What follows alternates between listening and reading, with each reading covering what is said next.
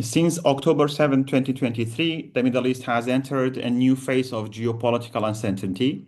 Israel's war in Gaza, the weakening of Iran's axis of resistance, the US-Iran de-escalation track, the fragile Gaza peace plan, and new alignments from among Turkey, Saudi Arabia, Qatar, Pakistan on one side, on the other side, the UAE and Israel are reshaping the regional balance of power.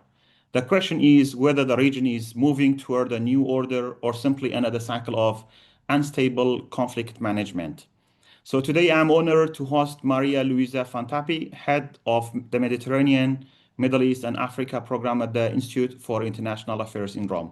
Maria is a renowned, well-known scholar and analyst on Middle East and North Africa for a long time. So hello, Maria. Very good to see you. Thank you. Thank you, Kamal, for having me, and thank you for Amargi for having me. It's an honor. So, Maria, with the latest US-Iran de-escalation, as we have heard that Donald Trump,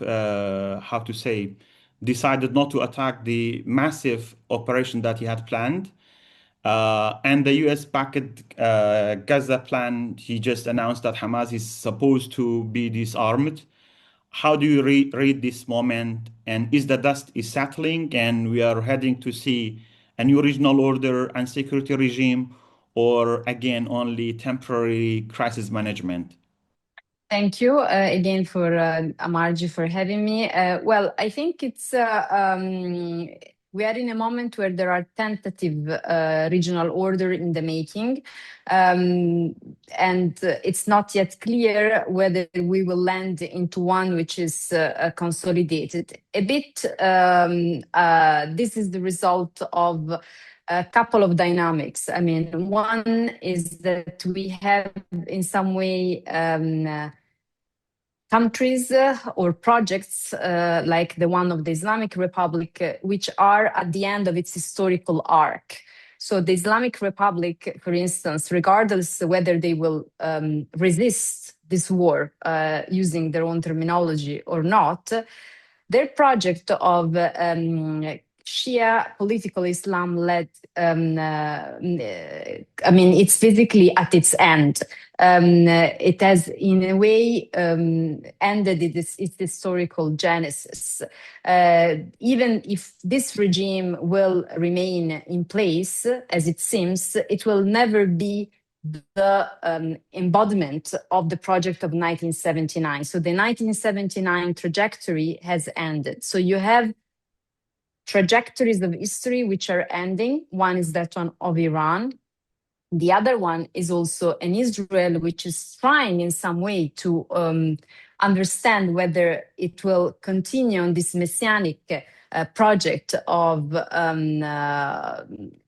in some way, which has been led also by the right wing in government, which also has at its top priority not only the overarching issue of keeping its national security interests, which is in some way a bottom line for left and right wing in Israel, but also this idea of really annexing territories and in some way impeding to others, in this case the Palestinian, to even have the right to exist, because this is what we have witnessed from the messianic right-wing group in Israel. So you have those two entities, and in the middle you have powers, middle powers. We usually call them now middle powers. And in this, you have Saudi Arabia, Turkey, you can say also Qatar, Egypt, Pakistan, although is not part really of the Middle East, but still it's within that box, which tries in some way to put forward a more pragmatic way forward. They have survived some of this country, the Arab Springs revolution. So they have in some way found an accommodation between a semi-authoritarian systems with different degrees.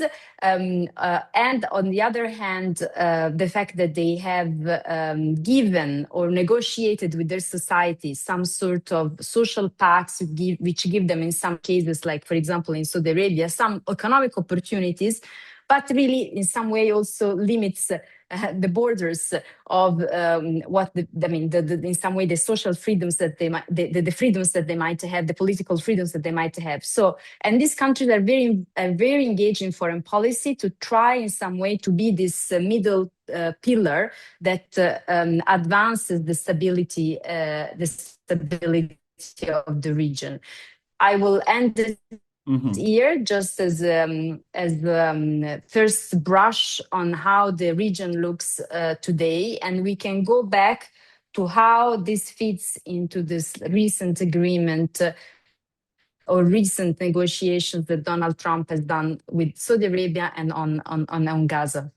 Yeah. So before getting to that part of the question, you mentioned that Iran, the trajectory of the revolutionary Iran, let's say, has almost ended, and now we have a new Iran, which is more pragmatic in a way.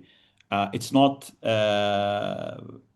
playing as a revolutionary state, but rather as a pragmatic state, as I have understood from you.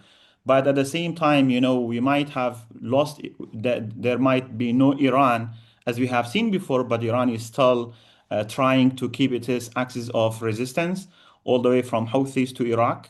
And as you know, we have a new prime minister in Iraq, but the pro-Iran militia are still powerful.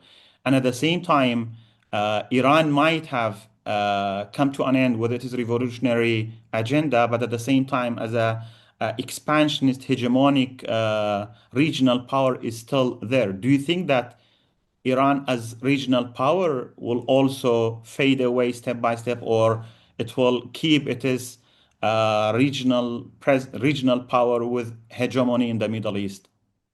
It's ideological trajectory. I mean, it's a historical arc as an ideology of 1979. But you are right to point out that that doesn't mean the exhaustion of all the military derivation of this, in the sense that this ideology is also brought into being all this network of proxies, from the Iraqi Shia militias to the Houthis to the Lebanese Hezbollah in different moments of histories of the last 40 years.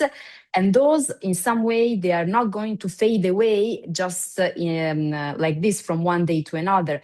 So that sort of legacy is going to stay and is going to, I think, take two directions.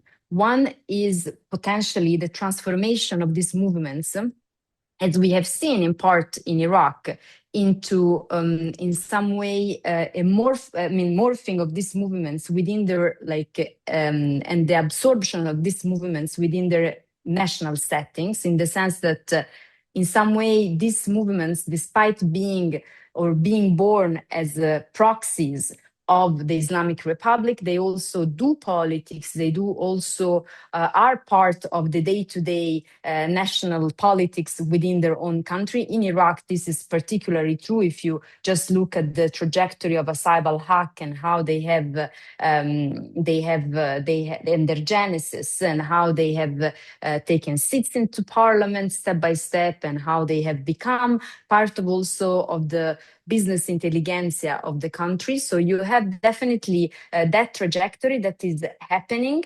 But at the same time, you still do have the legacy of being tied, because they tied to the Islamic Republic, because let's remember that those connections are not only on the basis of ideologies, they're also on the basis of military interests, they're also on the basis of sheer interests, like economic interests in some case. So just this to say that the end of the trajectory of the ideology of the Islamic Republic, as we saw it in 1979, doesn't mean the exhaustion of their military project or of their network of interests that they have generated and they have nurtured across the region.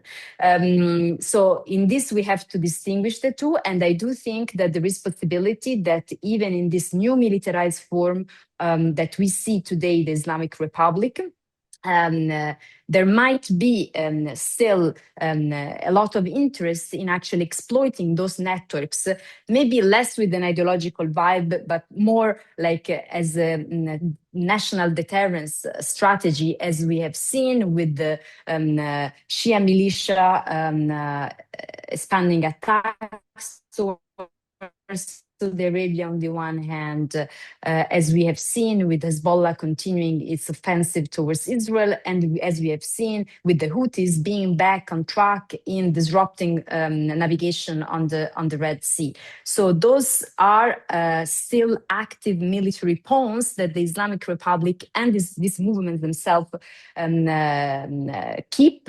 And I do think that that might continue, again, not to continue the 1979 ideology, but more, as you mentioned rightly, to keep Iran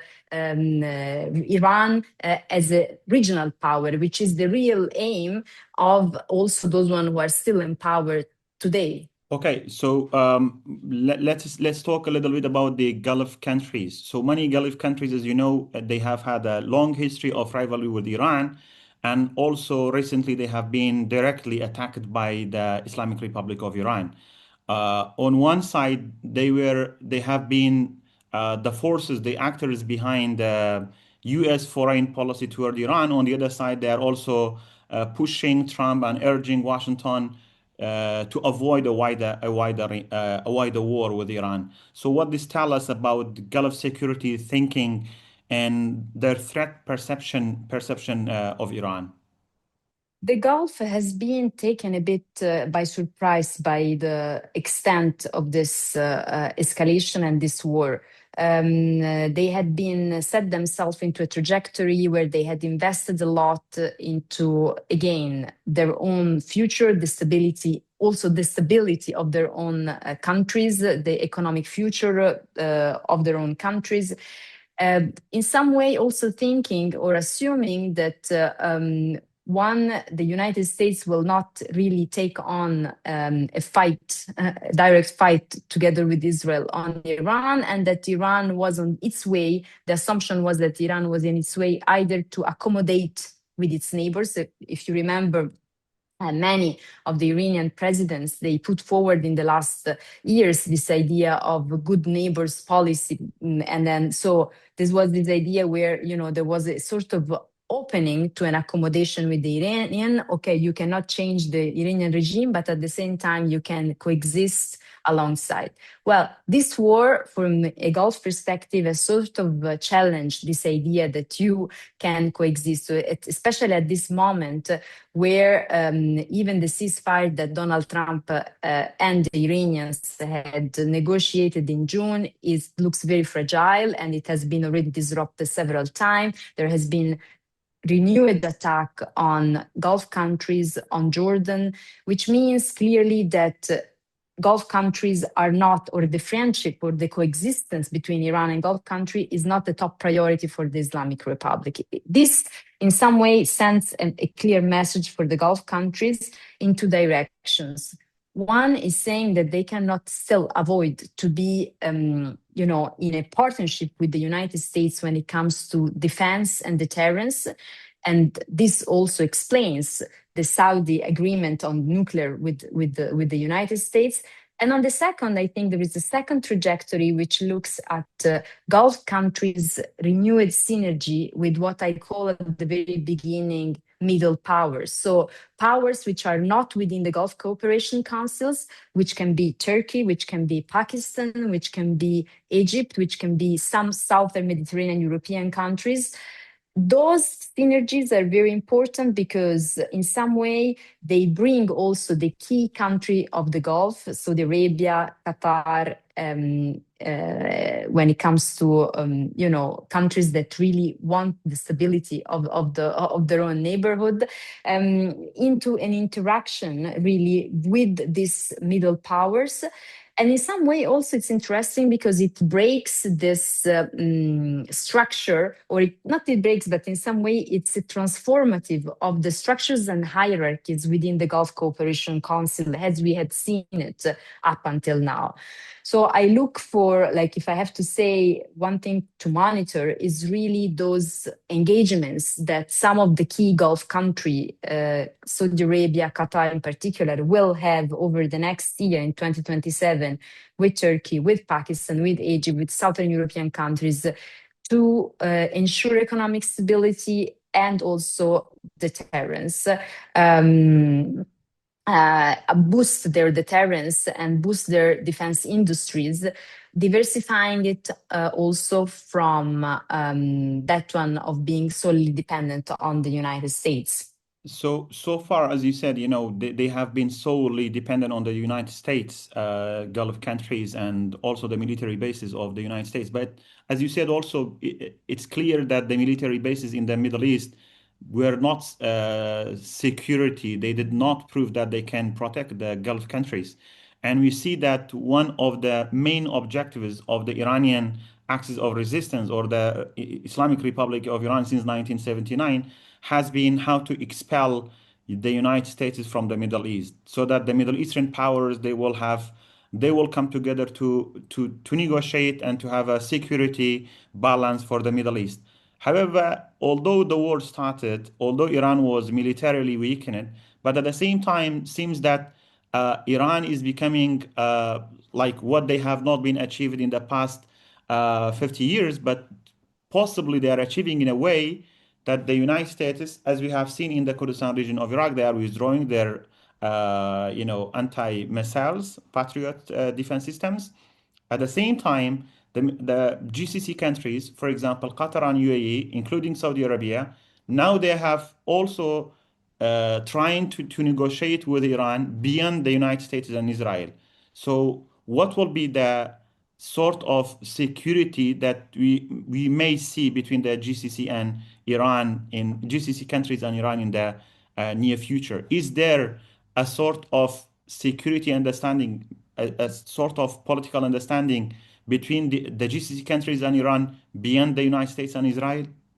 I think that the answer is yes and no, in the sense that if there would be really truce and therefore like a window of opportunity for a time window of opportunity, as we had hoped in June, where no attack will be happening, there was, I think, good willingness from some of the Gulf countries, especially those who have been directly embedded into the negotiation process, like Qatar, like Saudi Arabia, even if it was less involved in the negotiations, and also Oman, to really rethink a Gulf security architecture. And when I mean Gulf, I say like Persian Gulf as at large, and try to in some way negotiate non-aggression pact between the shores of the Arab Gulfs and the shores of the Persian Gulf.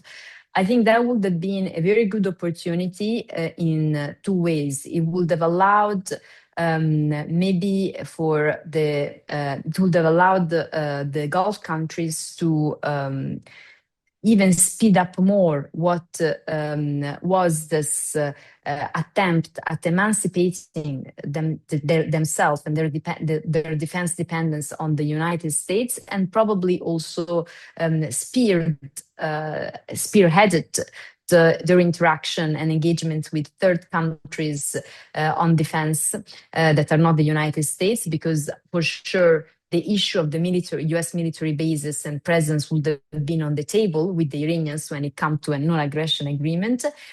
On the other hand, it would have also helped, I think, Iran to achieve its goal to have less US military presence on the other side of the Gulf.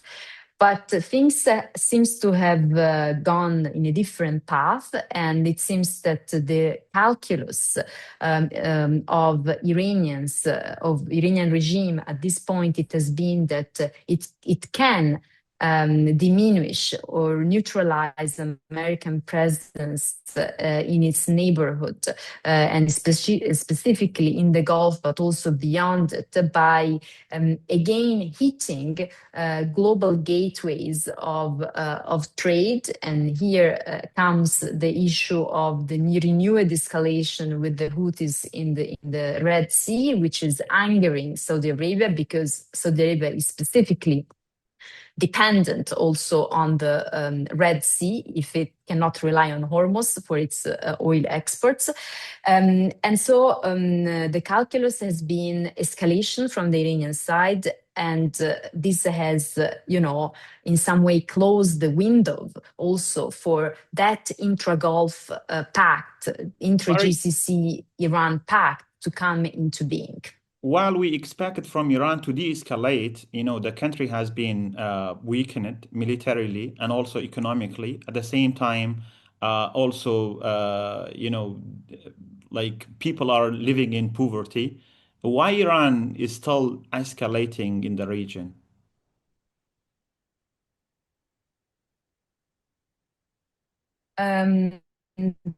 To be totally honest, I think it's very difficult for any external viewer to give a specific, accurate assessment of how is today the Iranian regime and how in the last 4 months it has changed its relationship with its society, if at all. Because I had the opportunity to visit Iran just after the first round of war in June, and then I saw relatively short war ahead on the Iranian system and also on the society. So I cannot imagine how transformative it has been this last war. But to answer your question, or to attempt to answer your question, I will say that again, the military power and survival over, in some way, transformation of the regime. I mean, they have tried the transformation of the regime at some point, and after the June war, there has been the social pact. I mean, there was a much more relaxed rules of hijab enforcement. And then when this war in February, end of February started, I think it just years and reinforced instead the military mindset that really sees that you have to do anything possible at this point to keep Iran as a regional power. I will say that in some corner of the IRGC, this war and the fact that they have de facto not collapsed, it has even boosted their confidence of being a regional power within the Gulf. Even more. So it has had a very empowering effect rather than having a diminishing effect when it comes to the psychological conviction that Iran is a regional power. Then, on the other hand, you have a diminished military power, perhaps and also you have an impoverishment most likely of the country. But when it comes to the self-confidence of aspiring to in some way dominate the Gulf together with just few other players, I think that confidence has been boosted by this recent war. Okay, you talked about the middle powers, especially Turkey, not in the sense in terms of strength, but in terms in between both sides, like the Iran axis and Israel and Israel on the other side. So Turkey now also appears increasingly central to regional politics, as it has been, but it has become even more central. And some Israeli voices, including former Prime Minister Naftali Bennett, who have described Turkey as the new Iran.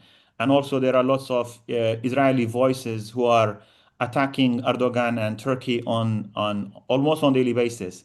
So is this a strategic analysis of the Israelis or more of an Israeli threat perception or just like possibly just rhetoric between these two countries? How do you see this sort of back and forth between these two countries?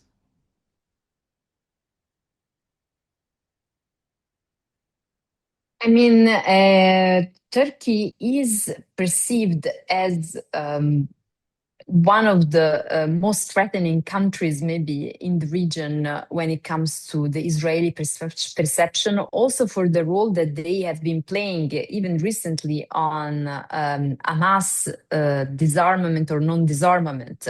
So they have been in the process showed to have the levers to decide the course of things. So there is that front, which is where Turkey is very influential. Which is obviously in the top priority for the Israeli decision-making circles. And then there is the influence that Turkey has in Syria, which is another space for Israeli concerns. And then there is a third element, which is less, I think, geographically close to Israel, but still very important, is more geopolitical, which is the boost that Turkey provides to this middle powers axis, which Israel still do perceive very much as the Sunni bloc, which composes Turkey, was composed of Turkey, Saudi Arabia, Egypt, and Pakistan, and other countries like Qatar or Jordan sometime are also engaging with it. And these three dimensions, some which have geographical proximity to Israel and others who have a geopolitical depth, are very much of concern for Israel.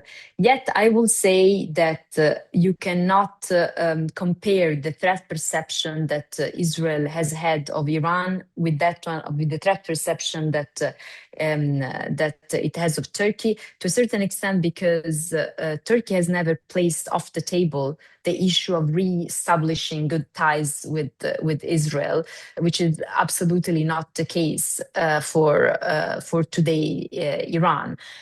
So to a certain extent, I do think that there is a large extent of pragmatism within both sides that doesn't close off the window for an accommodation if that has to come in the future. Still connecting with Israel and Turkey, some Turkish strategists connected the peace process between Turkey and the PKK, the Kurdistan Workers' Party in Turkey, to anchor threat perception of Israel. And as we have seen, statements coming from Erdogan, from Hakan Fidan, from MHP leader Bakhtiari, continuously seeing Israel as the new evil of the Middle East.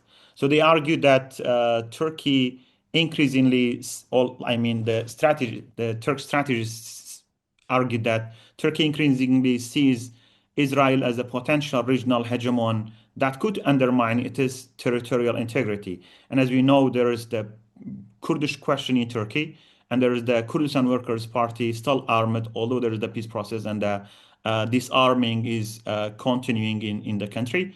But from this perspective, they say Turkey has come to understand that it needs a new sort of new social contract with the Kurds.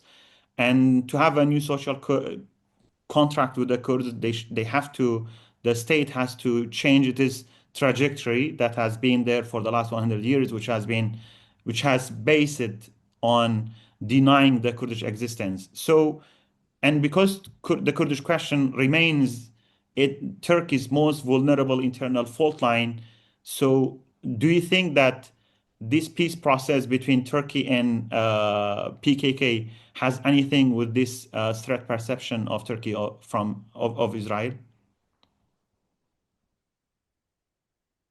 There are, in history, the dynamics of history, the mechanism of history are always driven by multiple factors. It's never just one.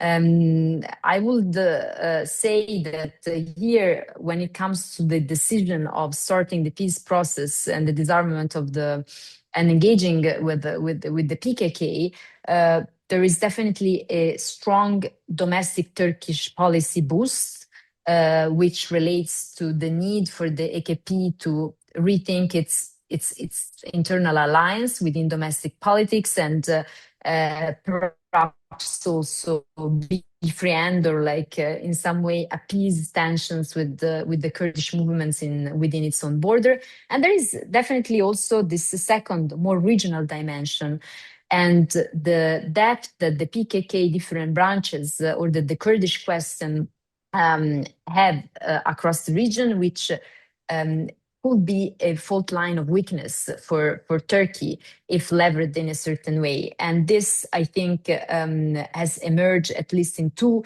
settings. One is the Syria setting, where the PKK offshoots, the YPG has and the SDF had, set up its own their own administration, and in some way, I think that there was always the fear that this northeastern administration could pose a threat to Turkish national integrity, or perhaps being an opportunity for Turkey to externalize its own Kurdish question elsewhere. Then there is the second element, which is the Iranian landscape. At the beginning of this second round of war from February, there has been hints of wishes of US and specifically Israel to support some of the Iranian Kurdish opposition movements, to instigate an uprising within the Kurdish Iranian areas and help with that, the fall of the Iranian regime. As we know, the PJAK, so the Iranian offshoot of the PKK, is the one who is best armed and best knows the mountains and the territory in Iranian Kurdistan. So that also would have been a major security threat, or at least it was perceived as such from Turkey. And then you have the Bashur, so the Iraqi Kurdistan dimension, which always rebalances in some way Turkish fears, because they have very good ties, and they always comes as the Iraqi Kurdish leadership as a counterbalancing of this other a potential fault line of weaknesses within the Syrian and within the Iranian landscape. Now, in all this, I do think that there is definitely a situation where resolving or starting a peace process diminishes the potentials that Israel has to lever on those platforms, especially the Syrian platform and the Iranian platform, as a security threat for Israel. And also it provides opportunities internally for the AKP to rethink its alliances in the future within the Turkish political space. So I think that there was a lot of opportunism that drove this, maybe more than a genuine acknowledgement of Kurdish rights. But this doesn't mean that the two then that even the opportunism that drove this cannot land into something positive. So let's see what happens next.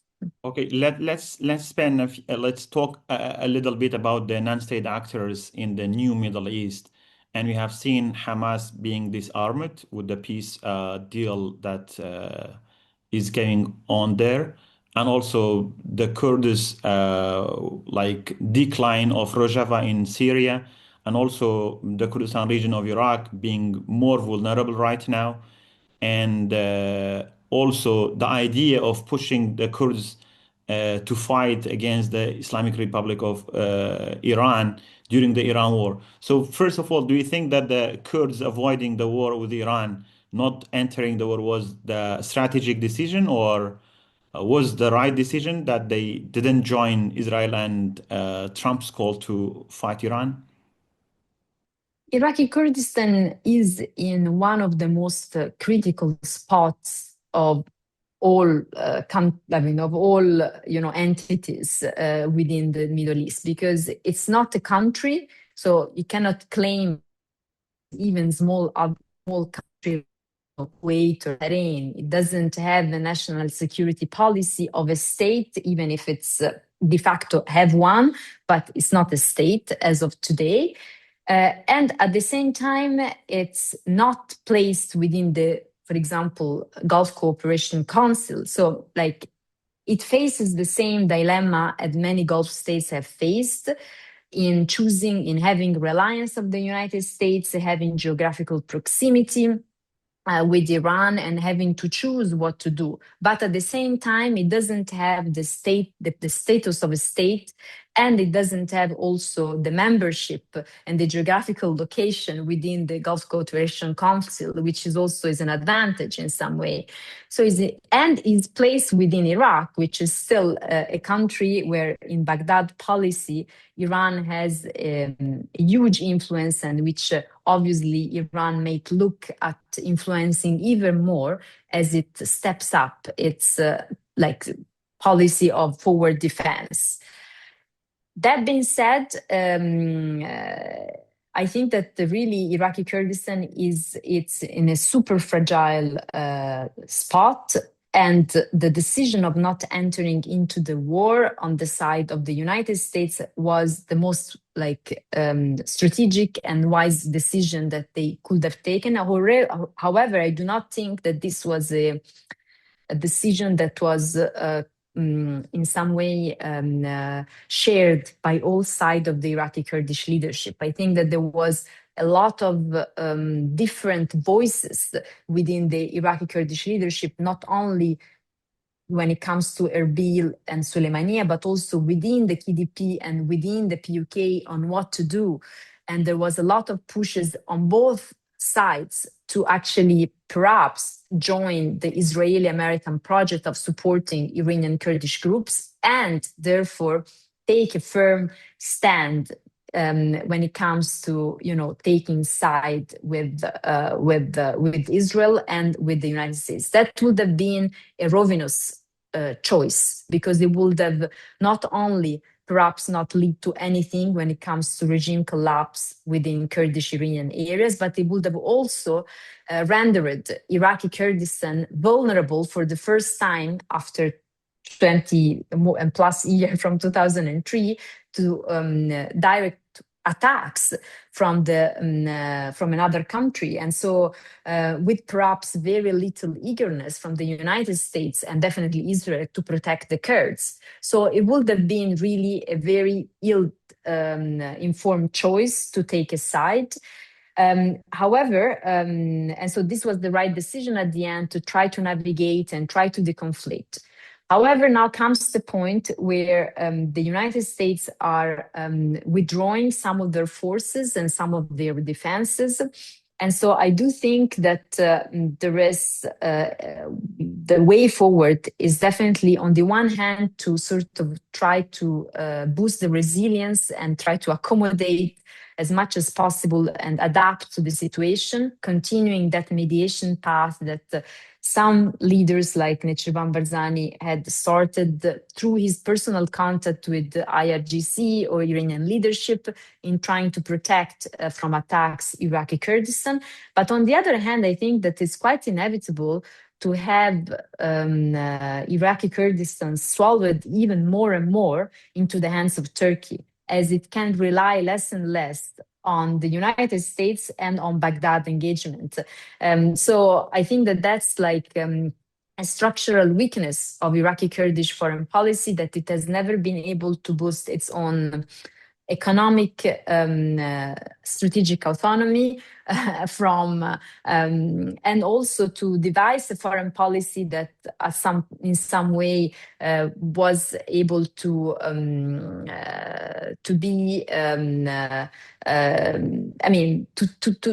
to be keeping relationship with all its the neighbors, at the same time to basically keep this strong security ties and alliance with the United States, but at the same time, it always had to find an accommodation with Baghdad Shia leadership. And the failure of doing that for over decades of history, I think now is backlashing on Iraqi Kurdistan security in pushing Iraqi Kurds in the hands of Turkey. At the end of the day, if you don't rely at all on Baghdad, you will have to rely too much on Ankara. Okay, let's have my last question because I know I don't want to take much of your time. And so, although it's difficult to prophesy about the Middle East or to imagine what's going to happen, but according to your analysis, what we should expect in the what should we watch in the coming weeks and months? Do you think, more particularly with the new de-escalation between US and Iran, that the memorandum of understanding will be implemented and possibly the new agreement between US and Iran will be successful without going back to war again? I think we are in a moment where every single player, both when it comes to the United States on the one hand, but also regional players, Iran and all the like regional players in the Middle East, they are set into a trajectory of medium long term conflict, even if it's one of low intensity. So the possibility of a short and intense war, as it was at the beginning in February, some way, presented by the United States leadership, it has eclipsed already within a month into the war, and then with the failure of the MOU to be implemented, it has even more eclipsed. And so I do think that we are set into a line of a medium term or long term even conflict, and every country that is geographically close to this conflict, or if not geographically close, it's dependent on the strategic trade choke points that are hit even by the, I mean, that they are like hit by attacks as a result of this conflict. They are preparing themselves for a long-term, low intensity war. So that's my assessment. This is a war that the United States might not be keen into engaging with the same level of intensity as we saw in February, but definitely until the dust settles, all the regional players, so Israel, Turkey, the quartet that we mentioned, the middle powers that we said, and plus Iran, they're still, set into a course of either continuing the conflict or adapting to it. So I don't see, unfortunately, at this stage as we are today, a happy ending and a new regional order emerging tomorrow from this chaos that we have seen over the past 6 months. Thank you so much, Maria Khan, for your brilliant analysis and for bringing us new insights about the complex of current Middle East. Thank you so much for your time. Thank you for having me, and it's a great pleasure to contribute to Amargi.